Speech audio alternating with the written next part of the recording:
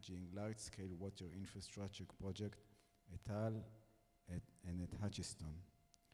He was passionate about using water as a tool for regional stabilization, development, and peace. May he rest in peace. So he just passed away about two weeks ago. Okay. So before I start to talk about the water energy nexus, I want to talk about EcoPeace, when we are Jordanian, Israelis, and Palestinians working towards bringing us together on the issues of energy and water.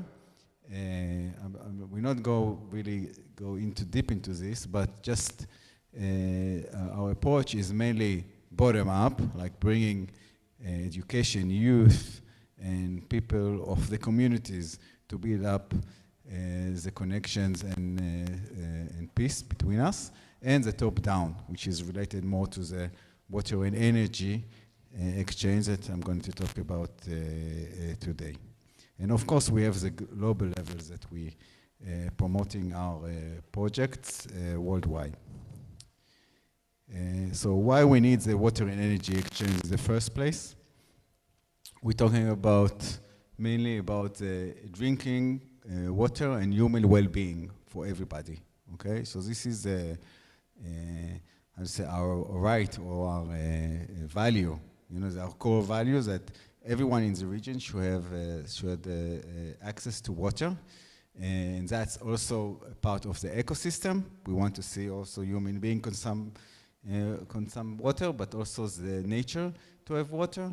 We want to to have water security in the fact of water-related hazards and climate change, so we can know how to react if we have severe storms or severe droughts, and eventually to have economic activity and development in the rightest way, which is all correlated in the transboundary cooperation, financing, peace and political stability, and good governance in order to achieve all of this. And we know our region is lacking many of these parameters, so this is why we need the cooperation. So the whole idea of the water and energy exchange and agreement is based on a previous agreement when it all started in the post-coal and steel agreement in Europe that actually brought the foundation of the European Union. Who would have thought that after the brutal of World War II, France and Germany suddenly will sign an agreement on economical issues, and that nobody have thought that a war that led to so much hostility will bring the two sides together in peace. So our idea is to take this idea and bring it to the Middle East, and this is a great need for today. This is a chart from the Jordanian Water Master Plan that shows the prediction of water for the future in Jordan. And you see that there is always a deficit of water quantities in Jordan, especially after they planning to do the National Convenience Project, which used to be the Red Dead, to bring desalinated water from the Red Sea to the north, to the population center of Amman. And it's not going to happen, so the deficit is even larger, okay? The deficit is, so Jordan is really thirsty. Jordan is a country that today in Amman, we sometimes have only water once in 2 weeks. So there's a really need for water in Jordan. In parallel, when we're talking about energy consumption, we always have need for more energy. Okay, so there is, like it was already discussed before in our previous panel that we always have a prediction of more energies that we need to create here in Israel. And today, the Ministry of Energy already admits that Israel will have to import its energy from somewhere. We will not be, with all the consumptions that we do, and we're talking about the AI and other facilities, population growth. we will have to have more energy. So all of that leads us to a feasibility study that we're going to discuss in the panel soon with Professor David Katz, sitting us with us, wrote it for us, between Israel and Jordan and the Palestinians, okay? So the basic idea is Jordan that enjoys a lot of, relatively, a lot of land with a lot of sunny days, potential for great solar energy, and Israel and the Palestinians, which are near the Mediterranean coast. We have these 5 active desalination plants, with the future desalinated plant should be in IMEC Haifa, supplying water to Jordan. We have the national water carriers that today we know about the reversal of the direction that bring water from the Mediterranean to the Sea of Galilee, and from there the potential to water delivered to Jordan and also to the Jordan River, hopefully. So the whole idea is bringing political stability. It's not just supplying water to Jordan and energy to Israel, it's also a kind of a big regional hub, okay, of renewable energy. If it's expanding the East Mediterranean Gas Forum into a regional forum as an East Med Renewable Energy and Climate Security Commission, founding a global hub for renewable energy, and that leads to the agreement that was signed in 2022 between Israel and Jordan about this Prosperity Blue and Green Agreement, and eventually using the technology to produce more clean energy, renewable energy.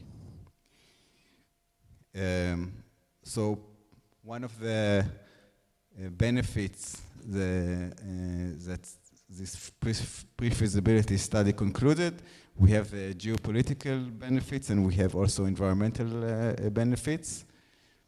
The environmental benefit, first of all, we measured between Jordan, Palestine, and Israel the major benefits, and the red marks, it's like less benefits. So we know that reduced greenhouse gases, a lot of benefits, reduced local air pollution, major benefits, reduced pressure in open spaces in Jordan because we need to build the solar power plants there. So there's a minor disadvantage, but mainly for Palestine and Israel is big. Reduce of like pressure on the open spaces, reduce pressure on freshwater aquatic ecosystem. We saw that there is like major benefits, and reduce pressure on marine ecosystem as well in Jordan, in Palestine and Israel less. But in general, you see that the environmental benefits of the wind is very good. These are the geopolitical benefits. Achieving water security, of course, you know, for Israel, for Jordan and Palestine. Israel is natural because it's producing the water. Achieving energy security, major benefits. See, I will not go all through, but this is like, in general, this water and energy exchange is just a win-win for everyone. In EcoPeace, we're always looking for the win-wins. So all of that led to the declaration of intent between the Hashemite King of Jordan, the State of Israel, and the United Arab Emirates in 2022. This is a nice picture of back then. John Kerry was the climate envoy to this agreement. And yeah, there was a lot of optimism about this project that eventually was starting, but the war stopped it, and we know today that the Jordanian wants to come back to this project Prosperity, exchanging blue water with green energy. Okay, so the basic idea is to, as I showed before,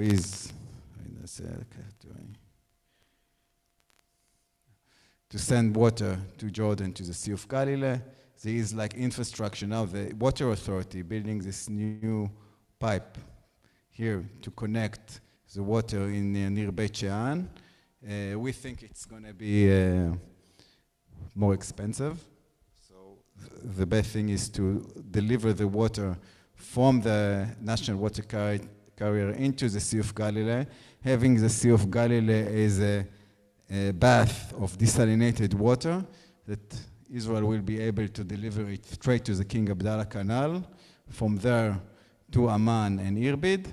And in the future, when we're going to see a more cleaner Jordan River, we will be able to send the desalinated water in the Jordan River and have also the Jordan River to be rehabilitated. Okay, so the water energy exchange, it's not just environmental and political, economical benefits. We have also the ecological benefits of reviving the Jordan River, as we know, it's very polluted today. The day after in Gaza leads us to the fact that a potential big desalination in Gaza can be established, and David will talk about it later, about the options of having the desalinated plant in Gaza to be part of this water and energy nexus deal. And the benefits of having a desalination plant in Gaza is to supply, of course, water into Gaza, which is really dying for water, because of, even before the war, the Gaza groundwater was not applicable really for consumption, but also to supply to Israel. If we're building a big plant in Gaza, the Jordanian will be able to buy the water from Gaza, maybe.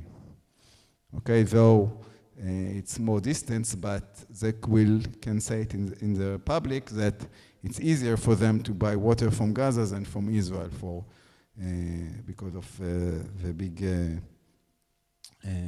public opposition to the agreements with Israel. And here we have Tamar. Tamar is the Minister of the Environment, with the mayor of the IMEC Yarden, Isawi Fridge, which was also the Minister of Regional Cooperation, touring the Jordan River. And as I mentioned before, this water energy nexus can be a big plus for the rehabilitation of the Jordan River. And Tamar signed an MOU with the Jordanians for this project, and we hope so also that soon we're going to have another regional cooperation on that. And finally, when we talk about the day after in Gaza right now and not in the far future, we have the GSI, the Great Sea Interconnector of Energy between Cyprus and Israel, that is being, there's a discussion about import and export energy. Also connecting Gaza into it. You know, it's not the line is going to be connected to Ashkelon. This is an opportunity to have a line to Gaza and producing also the green energy in Jordan, also to supply to Gaza, not directly, but let's say if Israel want to disconnect its, how do you say, to disconnect from Gaza, the people are saying that we shouldn't, the Gaza shouldn't be dependent on Israel. So there is an option that Jordan will supply the energy to Jordan, while actually sending the renewable energy to Israel, and Israel will supply to Gaza. Same thing with Egypt. Okay, now we're going to have Sharon to invite our panelists. Thank you, Nadav. I would like to invite the panelists to join me on stage. Mr. Tamar Zandberg, former Minister of Environmental Protection and the head of the National Institute for Climate and Environmental Policy at the Ben-Gurion University. Please join me. And Dr. David Katz, with the longest title that I've ever seen, I think, environmental economist and policy analyst, and the faculty member in the School of Environmental Sciences at the University of Haifa, who specializes in water resource management. Thank you. So we start with you, Tamar. Reflecting on your experience in government, what are the key political and institutional barriers to implement regional water energy cooperation, and how might they be overcome in today's geopolitical climate? Yeah, okay, so in this context, I think my experience as minister is ancient history. I'm not sure it's very relevant because less than 1 month after our government was dissolved, this government announced the judiciary reform, which immediately kind of collapsed Israel's position worldwide. And then a year later, or in the end of the same year, 2023, of course, the October 7th broke, and of course, things have changed dramatically. But actually, if we combine this period and what we know from the past, I think we have a few lessons that we can implement. And one, and maybe the most important, is that, you know, I watched Nadav explaining the mutual benefit and the nexus and all the win-win situation, and, you know, I was convinced. Great, we must do it. And then why does these solutions are not much common, especially in our region? Because of only one reason, and that is politics. And once the political conflict breaks, and it always breaks, even though, you know, some of us see it coming, like Bill's lecture in the morning. So even when we see it coming, when it breaks, it surprises us. And immediately it not only eclipses, it immediately stops, abrupts, like nothing else matters at that moment. And that is a very, very important lens to look through, because what do you do then? And then it has kind of an you know, like a ripple effect, because, you know, now 2 years later, when I speak with Jordanian counterparts, they say to me, not only, this conflict was not with Jordan. Jordan had nothing to do with it. Israel and Jordan have the most stable peace treaty, and, you know, it still holds. The same with Egypt, and actually it goes to show us how important actually peace treaties are, because they hold, and they hold through the conflicts to come. But what do my Jordanian counterparts say to me now? They say, when October 7th attack started, we heard your Ministry of Defense, Minister of Energy, Minister of whatever, saying, we will cut off the electricity to Gaza, we will stop all the food from entering Gaza. And then we think, okay, if our water, electricity are depend on Israel, what happens tomorrow? What happens in 10 years? What happens in 30 years? These are long-term, you know, agreements. So, I mean, look at how this, it's like a domino effect. So one of my main conclusions, and this is something we are, together with you, with EcoPeace, we are trying to work on today, is come up with some kind of a governance model, some kind of a governance mechanism that will try to transcend the conflict, which is not very, of course, easy. But again, as Bill's lecture showed us in the morning, the situation outside does not wait for the political times to be easier, and our region shows that they're never easy. So what if we could come up with a governance mechanism, like an EU kind of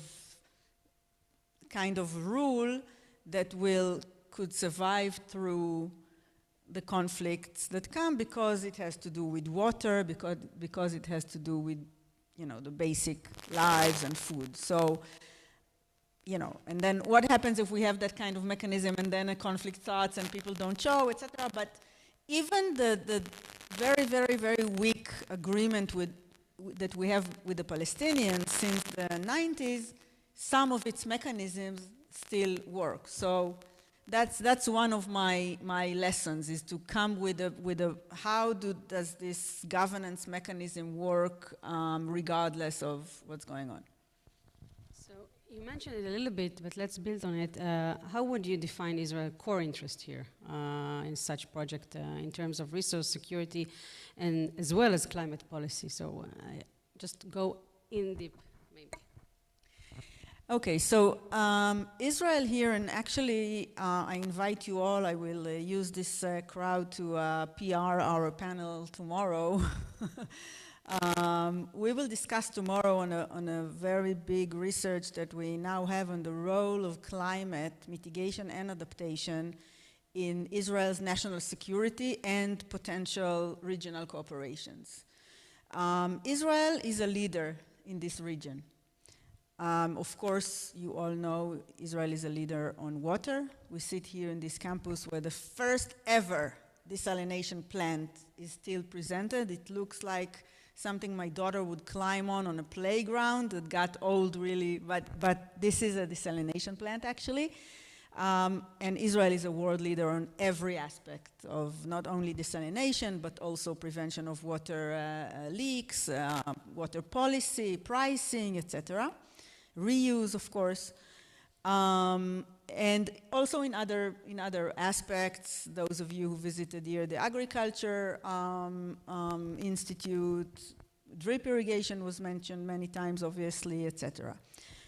Israel is also both industrialized and developed. So the deniers here in Israel say that Israel is so small and doesn't affect not here, here. And is very insignificant, but it is actually not true. If we take the Israeli population, it is on the upper half of the world's population. If we put Israel in Europe, if we place Israel on according to population size, it would be in the upper half of European countries, so it's the size of a medium European country. Plus, it is industrialized, and the growth rate and the growth both of the economic growth and of the population. So Israel actually emits twice the greenhouse gas emissions than its share in the population globally. So this is a country that needs to contribute its share. And when you put it in the region, where you have countries, if you go all the way to the Gulf, which are some of the oil countries, and you go to Jordan and Egypt, which are some of the poorer countries, but also more vulnerable, so you get a very, very interesting region in terms of climate policy, and also a hotspot that is rate of global warming is probably twice the average rate, etc. So, and a country that is isolated, in terms of course, we have the peace treaties with Jordan and Egypt, but we don't want to be a villa in the jungle, okay? If we want to integrate into our region.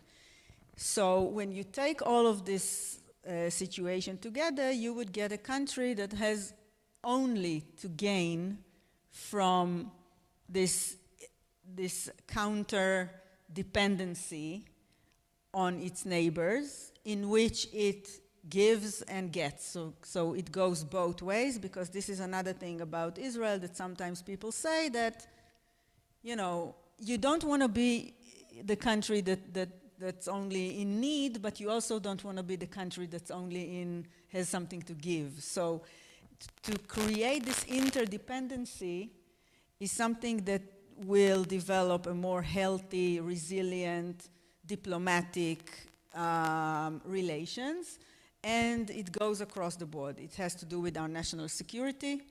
We know of the Syrian civil war, the droughts, a series of droughts were a core cause to. Food security, water scarcity, they are all problematic issues. So from every aspect you would look at it, you will find that it is in the core Israeli national security interest to engage in these alliances. And by the way, I'm pretty sure that if the blue-green prosperity would have been more deep into the process, it would continue. It will not like stop or freeze or stumble. Because once you get these things going, it could. So we need just a few more years and then set it off. We still have hope, of course. David, as a lead author of the economic analyst behind the water energy nexus model, could you elaborate on the specific economic benefits that such cooperation is expected to guarantee for each of the partners? In particular, how do the gain differ from, for Israelis, Jordanians, Palestinians also, and of course the Emirati investors? Okay, thanks. When we were doing the Water Energy Nexus study, I have to say I will fully admit that EcoPeace asked me to come and do it, and I said sure, because I like EcoPeace and I like the idea, but I also used to work at EcoPeace. I was 50% of the Israeli staff for the first few years, just me and the director. And I said sure. But in my heart of hearts, did I think that this was something that was going to happen? No. Despite the fact that it made economic sense, it made environmental sense, and to a large degree made political sense.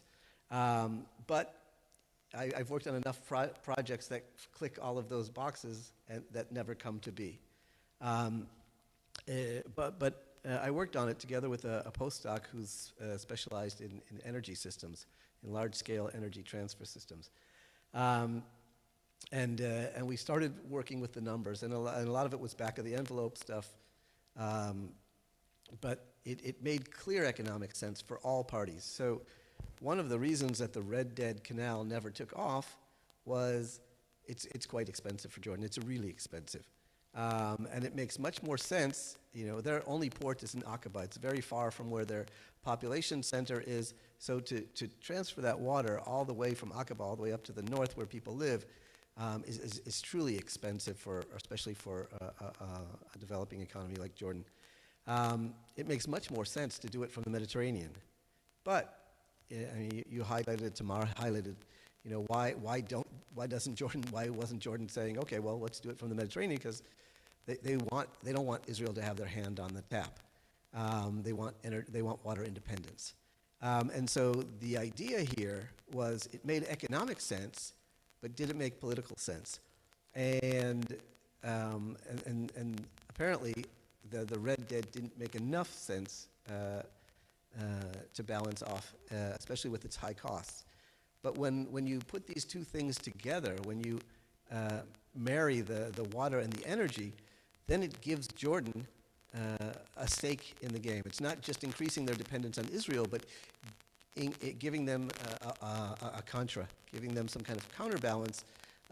It's still not even, right? So, if I'm going to trade with you and you're going to give me water and I give you energy, if you cut off my energy, well, that's bad for me. But I can store energy, I can store fuel, I can get fuel from other places. If I cut off your water, it's a lot more scary. So it's not a complete balance, but it gave Jordan some kind of leverage and some kind of sense that they have a stake in the game, that Israel won't just cut them off. And then the economic benefits were worth it, right, for Jordan, because it would be substantially cheaper, and it would get the water directly there, and it would have Israeli expertise, and so and it made economic sense. For Israel, it made economic sense because despite the fact that Israel has, we're in the desert, and you say, well, why can't Israel just build its own solar energy? It could, but things happen very slowly in Israel, large-scale projects.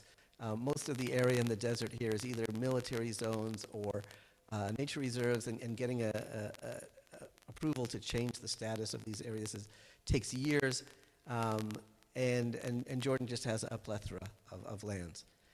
So in Israel's, it was in Israel's economic interest as well, because it could get energy that it was clearly not meeting its stated goals of how much renewable energy it was going to provide, and this would be a way for it to do it relatively quickly and cheaply.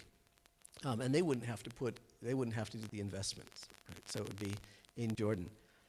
For the Palestinians, they sort of had the most to gain. They eventually weren't part of Project Prosperity.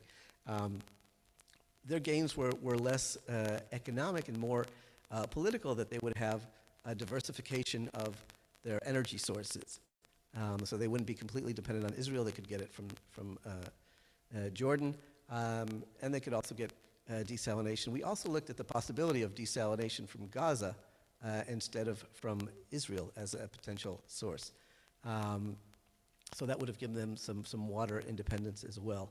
But more for them, it was diversification and regional integration.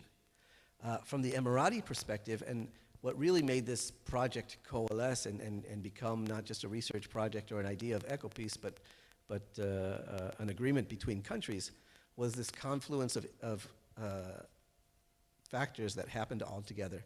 So we had the Abraham Accords, and the Emiratis were looking to promote regional cooperation, and they have expertise in both water and energy. So they were interested. The government here changed, and the new government was looking to sort of repair relations with Jordan, and this was a way to do it. Jordan had its desperate need for water, and Israel had just committed to the Paris Accords and needed to show that it was doing something to achieve its goals. So that sort of confluence of factors brought the agreement together. But for the Emiratis, it's on the one hand, it's showing that they're promoting regional integration. They're not abandoning the regional causes. But it's also, they have the expertise in solar energy.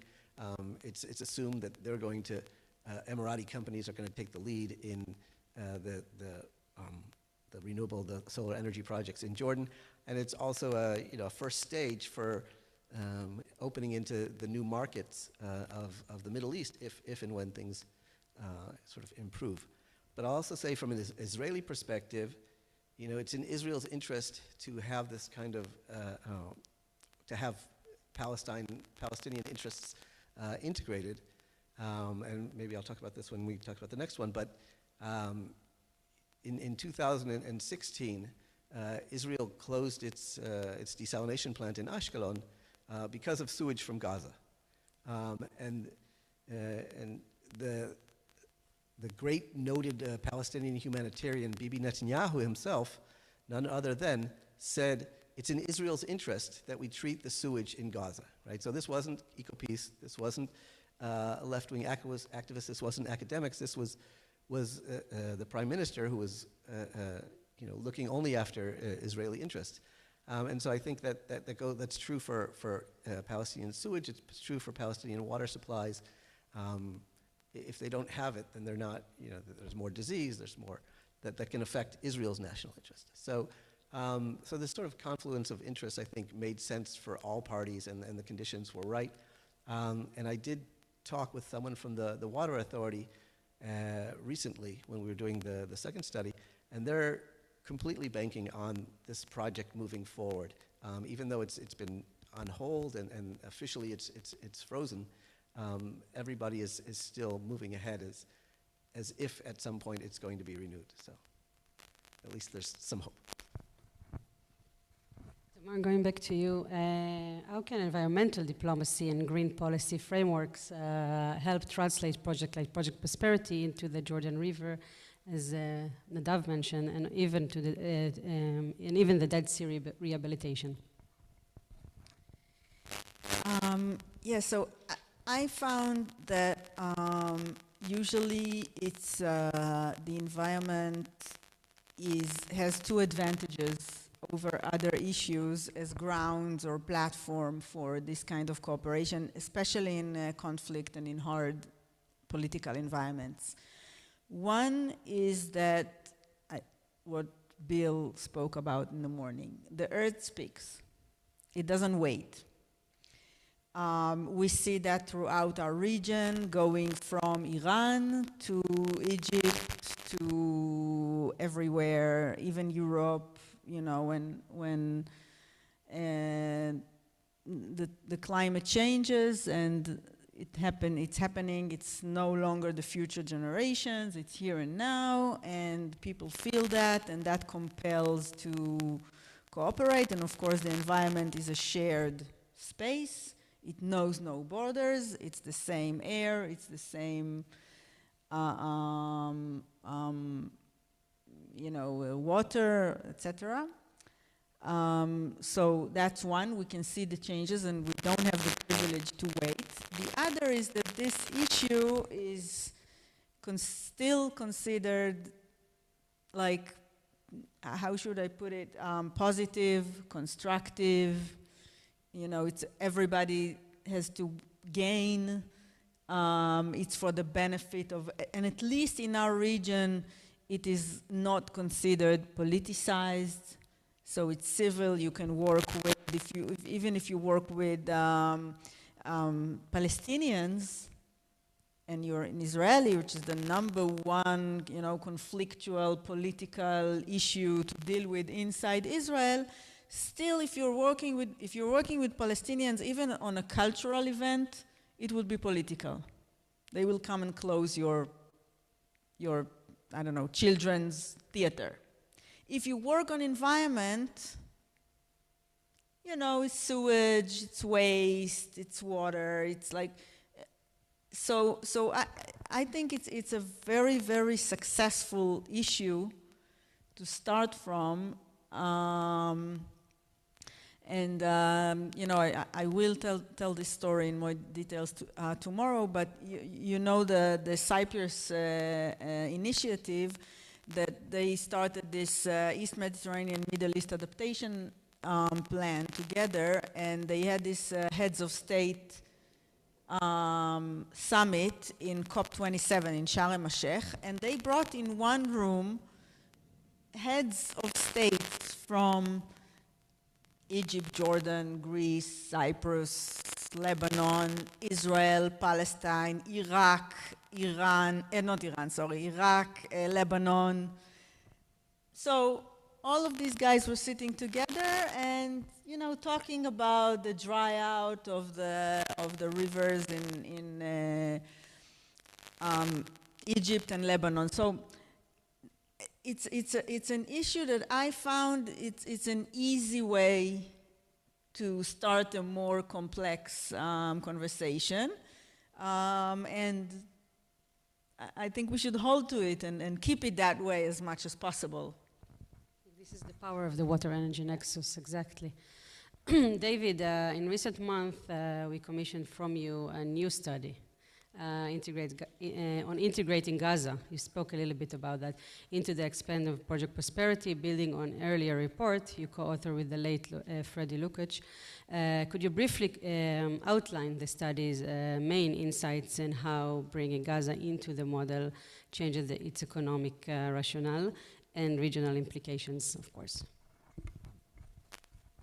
Thanks.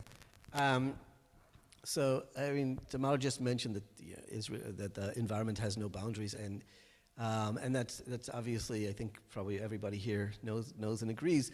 I'll just state that when I started working at EcoPeace in the mid-90s, there was a lot. It was right after the signing of peace agreements, and there was a lot of joint initiatives about the new Middle East, and you know, you had schools together, and musicians together, and psychologists together.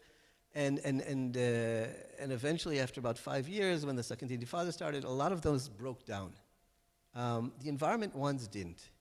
The environment ones, EcoPeace, not only EcoPeace, but even if you look at the Joint Water Commission, it's one of the few establishment institutions that survived. And that's because it's not just a nice thing that we're looking to cooperate, and it's a nice thing to have. It's in our own self-interest to cooperate, right? So it's a firm basis. It's not just because we come together with goodwill and kumbaya and we want to sing and dance together, right? It's even if I'm only worried about myself, it's in my interest to cooperate on these issues because we're all dependent on the same natural resources. And so again, when we're looking at Gaza, it's in everybody's interest that they have sustainable water supply, right? It's the same aquifer. It's the over-withdrawing of the aquifer in their part means salination of the groundwater in Ashkelon. Sewage in Gaza means sewage along the coast of southern Israel. So these are all connected interests. I think everybody agrees, and if you look at the Egyptian plan or any of the plans for the day after in Gaza, the water is central. It's absolutely central part of any kind of rehabilitation. And the idea is why should Gaza just have water for Gaza? Why can't it be part of a regional supply system? And that might even make it more stable, right? So if it's just about Gaza, then the Gaza authorities can oversee it. But if it's regional, then everybody has a stake in it. There'll be more oversight. And so the idea was build a large-scale desalination plant in Gaza that would serve not only the population of Gaza, but could also be integrated into supplying Jordan as well. And this would guarantee that Jordan had an interest. Jordan had an interest in seeing that it's actually built, that the materials get in there. One of the issues with why doesn't have Gaza have a desalination, why didn't have a large-scale desalination plant until now, was Israel was wary about letting in what's called dual-purpose materials, cement and metals and piping and stuff like that, because it could go for a desalination plant, it could go for a tunnel or a missile or whatever. And then we didn't allow in. Yes. So they say they did it anyway, but this was one of the reasons. And but if it's a part of a regional project, then there will be more oversight. There will be more insistence that these things get built and get done. And it will give not only the Gazans some kind of water security, but also the Palestinians in the West Bank and also Jordan. And so it will attract international investment. I mean, the idea, the hope is it would attract international investment that might not be the case if it was just simply in Gaza. That it could really be sort of part of a grander regional integration project. And then it would give sort of an economic basis for the people in Gaza, but also for the region. So handling water security. And I'll say, just in terms of water scarcity, we like to think in Israel we open the taps and we have water, and so there's no water scarcity, but the Sea of Galilee now is below the red line that it's not supposed to go below ever, and that's with us desalinating water and sending it to the Sea of Galilee. But our situation is 10 times better than that of Jordan, and Jordan's is 10 times better than that of Gaza, and that's even before the war. And so, taking this, which is this water scarcity issue, which has been a real limitation for development, and using it as a lever or leverage to promote broader economic development in the region, can really help to stabilize things and give every party an interest in ensuring that there's some kind of security and oversight. Thank you. I think I'll refer the next question for both of you. What do you think the role of the academia, of non-governmental actors regarding those projects and other kind of interdependency projects that can be very helpful here? So first of all, I want to answer the question by saying something about EcoPeace, because I think you said that when EcoPeace approached you to research to model the economic model, you thought in your heart that it's never going to happen. And I saw EcoPeace many times talking about the things that in the beginning nobody thinks are going to happen.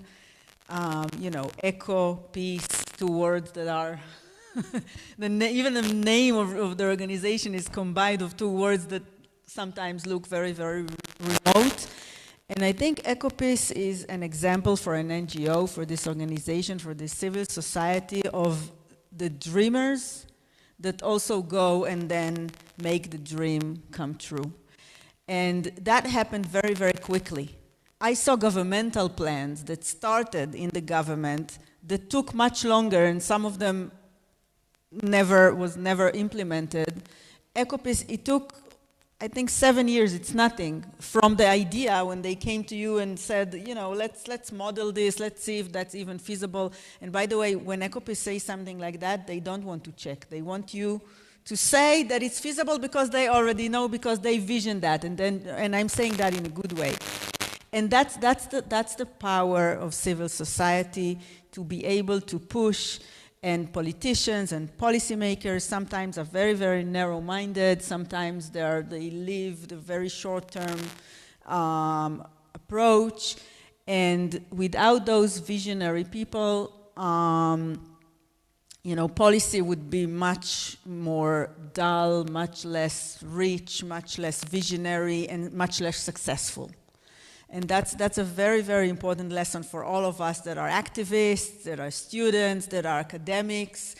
You know, all those dreamers and the ones who don't have accountability, you know, but sometimes this is the engine, because you need to come with your hearts, with your guts, with your vision, to promote something. And then, you know, I always say, you know, this is very fashionable the last few years, to have roundtable discussions, right? Why are they called roundtables? Because apparently everybody around the table are equal, right? There is no head of the table. And so always think of yourself as a chair around the table. And you can also, my experience is you can also switch seats around the table. Sometimes you're an activist, then you're a minister, then you go back to being an activist or academic or whatever.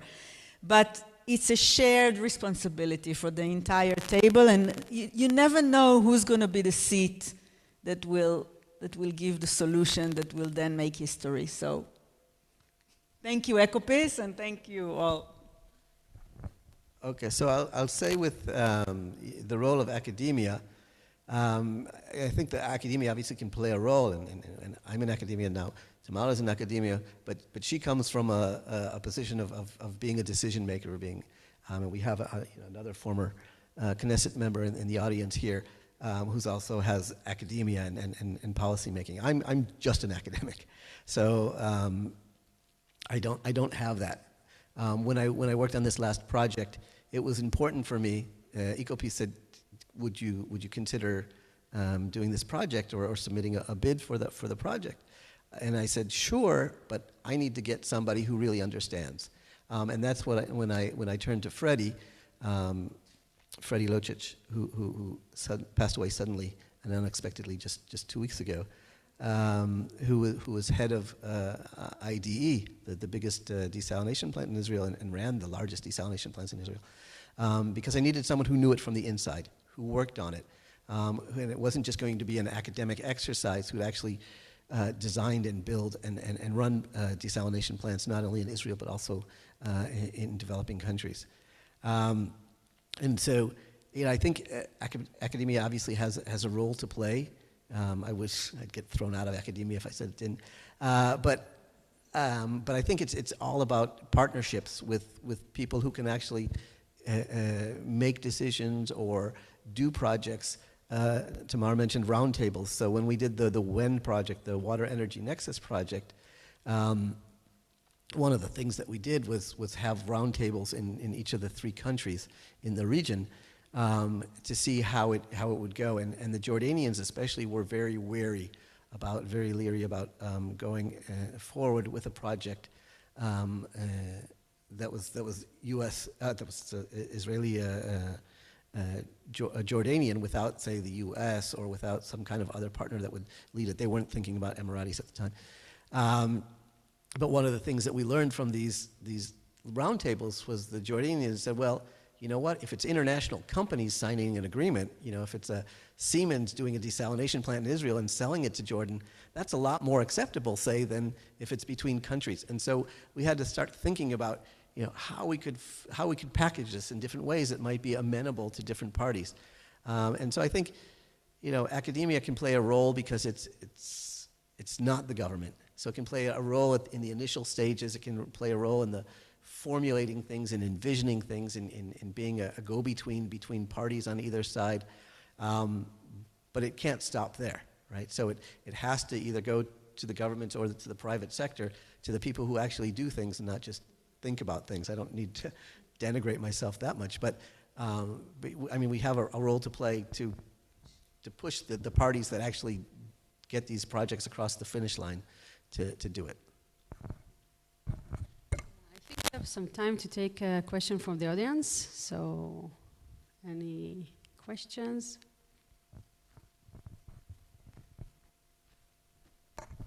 Thanks a lot, both of you. This was super instructive. And I could imagine many countries in the world, many regions of the world, could benefit from the lessons that you've learned. And I'm wondering, are there mechanisms or ways that the way that you're cultivating this more regional approach to solving these fundamentally shared problems could be spread to other parts of the world?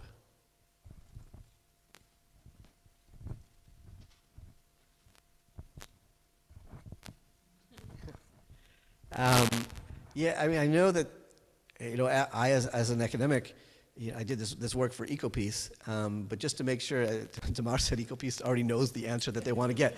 Absolutely true. But for academic integrity, we have to say, well, you know what? We're not committing to this. It might not be, it might not pan out the way you want it to, and not everything did. And when EcoPeace first came to me, they said, look, land cost in Israel is really high. In Jordan, it's really cheap, so shouldn't we do the solar panels there?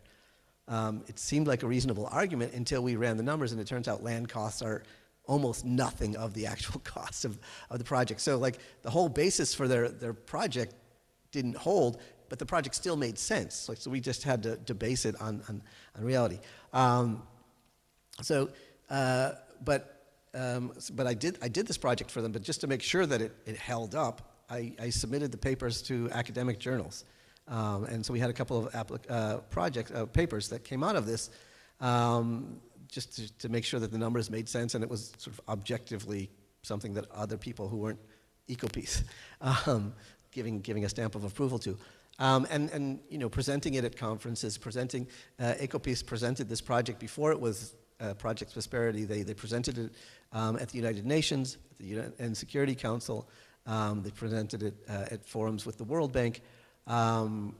We presented it at different conferences. There's a society for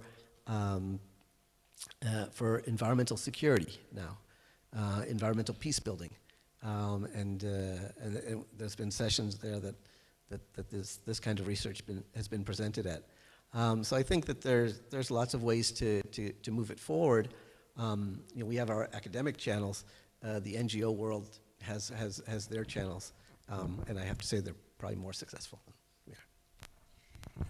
I also want to add, and I want to thank you for this question, because in our region, Israelis especially, but also in our region, we like to think of ourselves as so unique that nothing here is similar to anywhere else. And personally, the more I visit and the more I learn about other places, I see that this is not correct. And actually, we have a lot to learn and also to teach and kind of exchange our knowledge and expertise. And this is always eye-opening for me to see how not unique we are, because honestly, this conflict can feel very, very, unique. So I'm proud to be here in this international conference, and I was proud to go to Stanford a few times and meet some of the people that you were showing here in your presentation in the morning. And I personally, the regional work is very important for me, for our region, but also we would very much like to take on all of yours connections and engagements, where we can teach from our experience, but also learn from others. I think it's a two-way street. I think there is no alternative for networking and working together internationally and regionally. It's very important. Other questions? With pleasure, Alon. If he doesn't mind, maybe Nadav can join the stage because your comments is what elicits this question. Nadav is a long-time hydrologist and water expert for EcoPeace, and he knows these issues very well. Look, there is a serious debate about a comment you took for granted, which is that desalinated water going to Jordan from Israel should go via the Kinneret Lake or the Sea of Galilee. The Jordanians don't want that to happen because it'll come a lot saltier and less clean than taking the direct desalinated water. And the people at Mekorot agree with them. So how are you going to convince, of course the Kinneret, which is at its lowest level in 15 years right now, we'd like very much to get that water. It would be very good for water quality. But it seemed like the people who are paying for that water, and the 200 million cubic meters which are supposed to come, don't want it to come via that way, or not even via the Jordan River, as much as we environmentalists would like. What's your argument to convince them otherwise? And I'm sure David and Tamar have other contributions.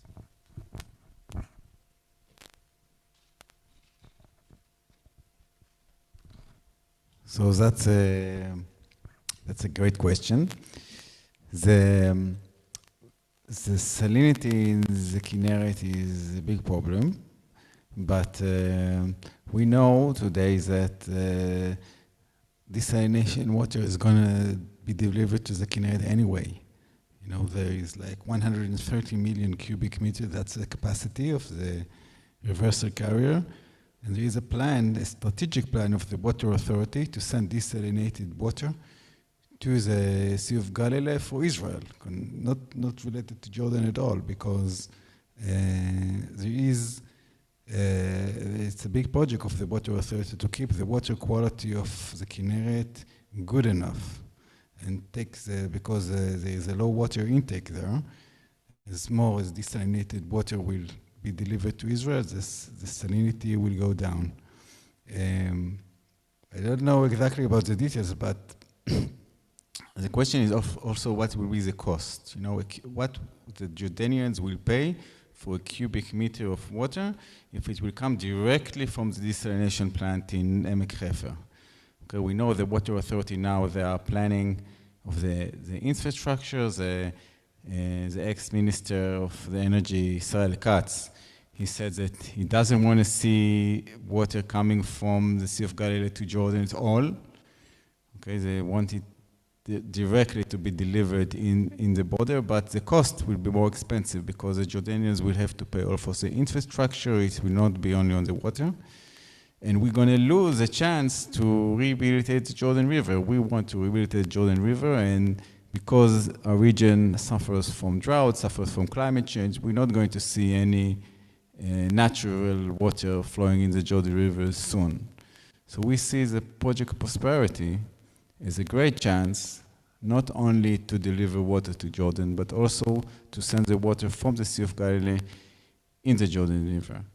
The Jordan River is polluted, so it's not going to happen until we're going to clean it. Okay, we're going to clean it. We have to connect the Jordanian side to sewage system. It's a long process. But if we're going to send the water directly with a pipe to Jordan through Beit Shean, we're going to lose that chance.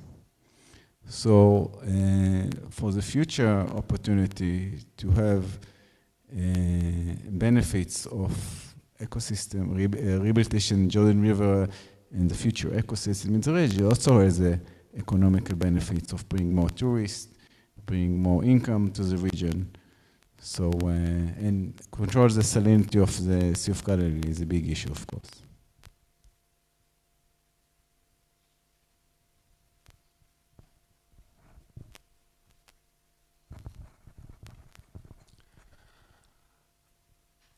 Thank you, and I want to say, to come back again to your first word about that you said it's all politics. And I'm totally in my position after like 40 years that I'm working with the environment and with all the ideas how to make good for the nature, for the environment. I think we are making a very big mistake that we are continue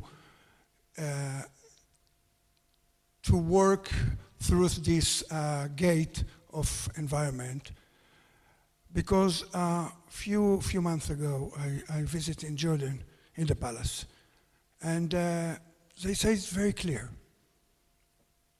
First, like you, it's a political. So things need to be changed.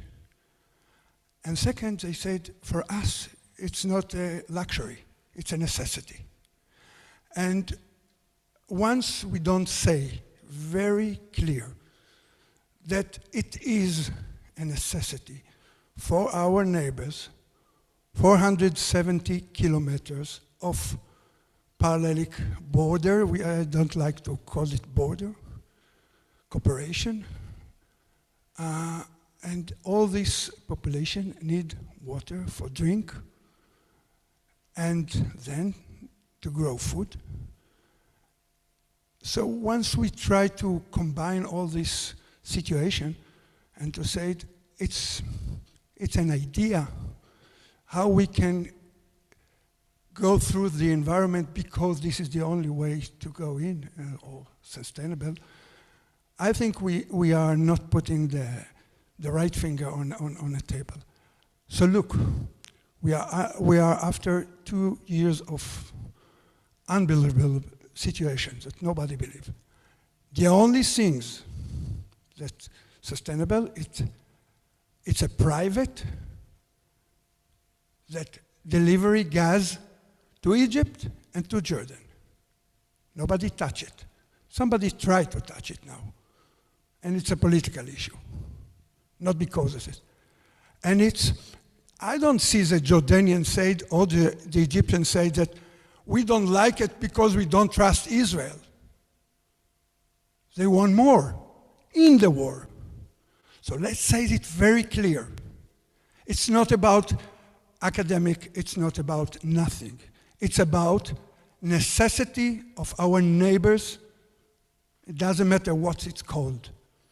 And we have the option 70 kilometers from the coast to all Jordan, all the people. So we don't need to hide, we need to say it. And I want to say it not by the gate of the ecologic. It's necessary, but for them it's a necessity.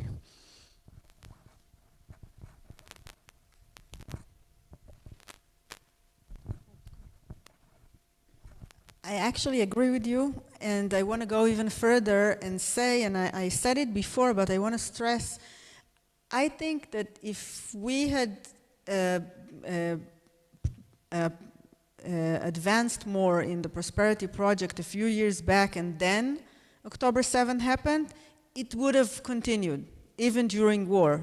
The only reason it was frozen because of politics is because it didn't start it yet, and people did not feel the benefit of it yet. So let me rephrase it and say the only thing that works, it's not politics, it's not even necessity, even though of course I agree it's very important. The one thing that holds are frameworks and mechanisms that already work.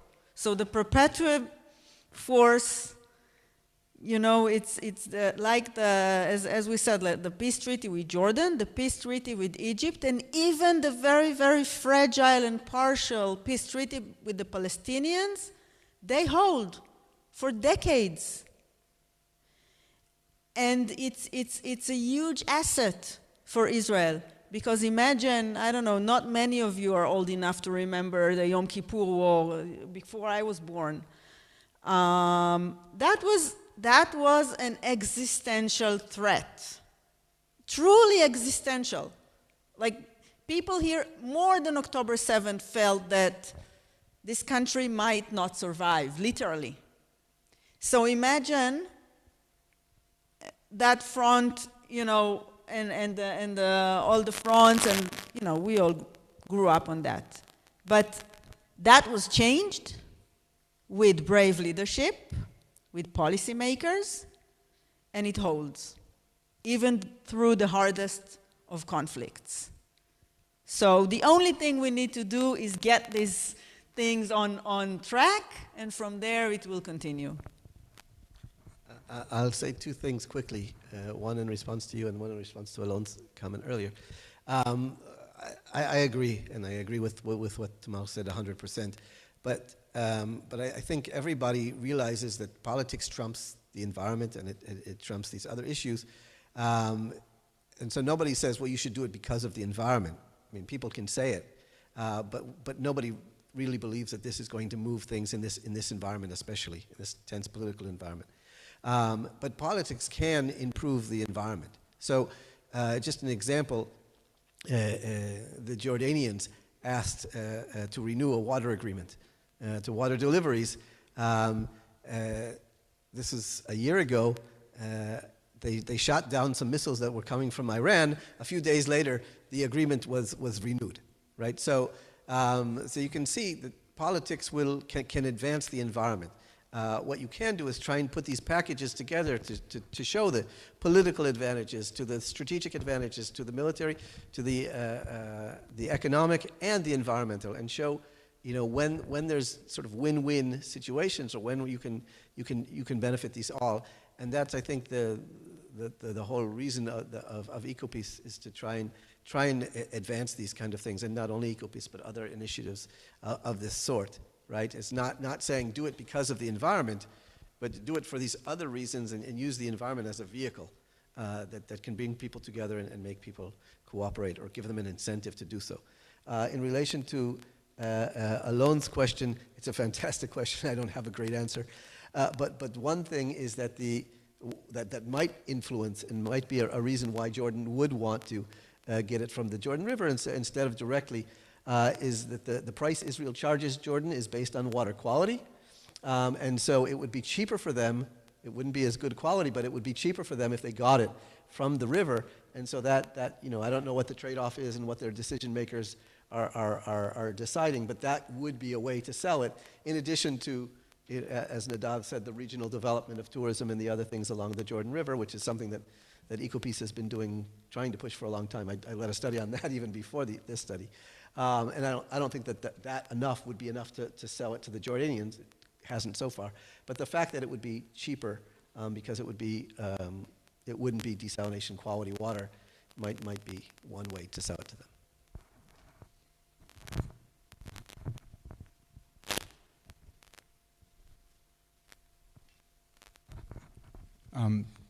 This has been a great session. I want to thank everyone who's involved.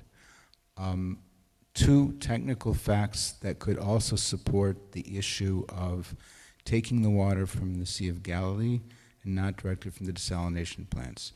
First of all, if it's taken from the Sea of Galilee, it will have more divalent ions in the water.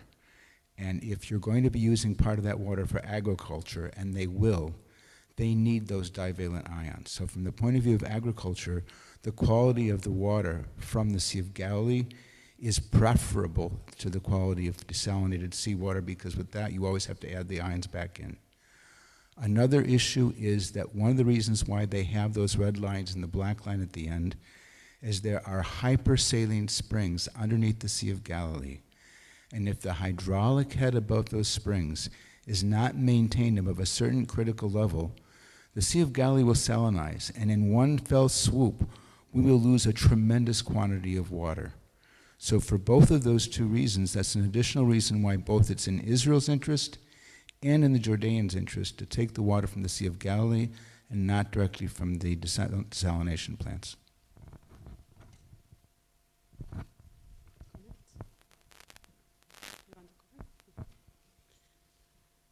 So I think we can conclude with a promise, I think, for keep on dreaming and keep on doing, I think, together also. And I want to thank you so much, and thank both of you for coming here and joining us, and all of you for joining us also. Thank you so much.